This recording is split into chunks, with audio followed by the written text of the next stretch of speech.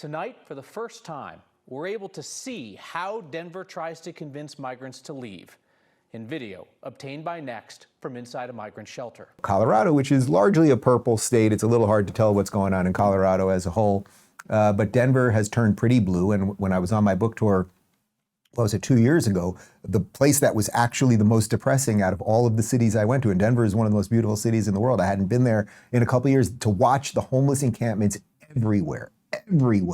It was absolutely insane. Well, here is a councilman in sanctuary city of Denver begging illegals en español to leave and go to other places where they can get más stuff. Tonight, for the first time, we're able to see how Denver tries to convince migrants to leave in video obtained by Next from inside a migrant shelter. The opportunities are over.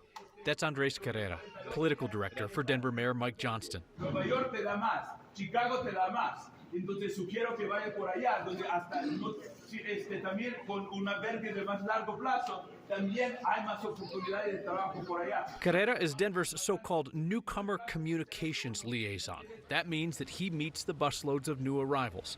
The city says this group got here on March 26, sent up by Texas's Republican Governor Greg Abbott. He warns them the jobs, the resources, the opportunities have already gone to the 40,000 migrants who came to Denver before them. Hemos recibido demasiados migrantes y por eso se acabaron los recursos. Mira, no te vamos a bloquear. Si quieres permanecer aquí, no estoy aquí para bloquearte, estoy aquí para avisarte que tu camino no ha terminado. Si permanecen aquí, vas a sufrir hasta más, y eso no lo quiero ver. Parents listen quietly as children play on the floor, as Denver tells these families that have sometimes walked from one continent to another that they just have to keep moving. But they don't have to walk. Denver will buy them a bus ticket. Tu camino no ha terminado. Tu camino no ha terminado. Que viajas un tantito más. No tienes que caminar por ningún parte. Podemos comprarte boleto gratuito. Puedes ir a cualquier ciudad. Hasta la frontera de Canadá te llevamos. Donde sea. The city says it won't buy bus tickets to Canada, but it will help migrants get to American border cities up north. It's a desperate pitch by Denver, a city that has taken in more migrants per capita than any city outside the southern border, and is looking at $120 million in budget cuts to pay for migrant services. The moment of truth. Who in the crowd wants to go to a different city?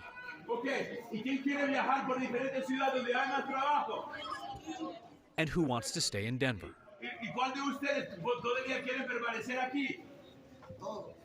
Todos, a migrant says. Everyone. Para tú who no speak español, what he was saying there was, okay, we're a sanctuary city, we're not going to kick you out, but we've got no resources left, so you might want to get going to New York and Chicago and some other places. Now, ironically, when Ron DeSantis sent people to Martha's Vineyard, we had a 48-hour complete news meltdown, right? When a Democrat sanctuary city congressman tells them, of course, it doesn't get covered anywhere. But think how absolutely insane it is. They opened up the city.